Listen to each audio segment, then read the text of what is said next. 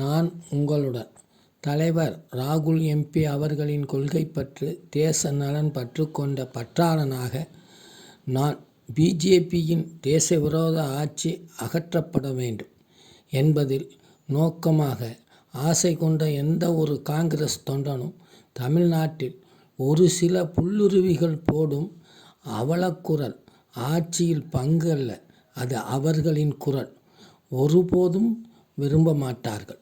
கடந்த நாடாளுமன்ற தேர்தலில் இந்தியா கூட்டணியால் தனி மெஜாரிட்டியை இழந்து பிஜேபி, அடுத்த நாடாளுமன்ற தேர்தலில் காங்கிரஸ் தலைவர் ராகுல் எம்பி அவர்கள் பிரதமராக வேண்டும். இதுதான் முதல்வர் மு.க. ஸ்டாலினின் விருப்பம். ராகுல் அவர்கள் அண்ணன் என்றார் முதல்வரை, எதிர்க்கட்சி தலைவரானார். இன்று குடும்ப நண்பர், சகோதரர் என்கிறார் நம் முதல்வர். அடுத்தது பிரதமர் ராகுல் அவர்கள்தான். தமிழகத்தில் திமுக தொண்டர்கள், தலைவர்கள் கூட்டம், உழைப்பு மாநாடு போல் முகவர்கள், பயனாளர்கள் கூட்டம். எங்கே காங்கிரஸ் சகுனிகளின் உழைப்பு, பொதுக்கூட்டம், தேர்தல் வேலை எல்லாம் என்ன?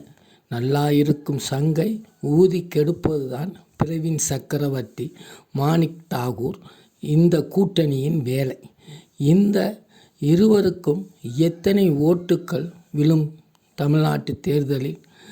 டெல்லி தலைமை உடனடியாக இவர்களை களை எடுக்க வேண்டும். தமிழக தலைமைக்கு மதிப்பு அளியுங்கள். திராவிட கருத்துடன் சேர்ந்து இந்தியாவை மீட்டெடுங்கள்.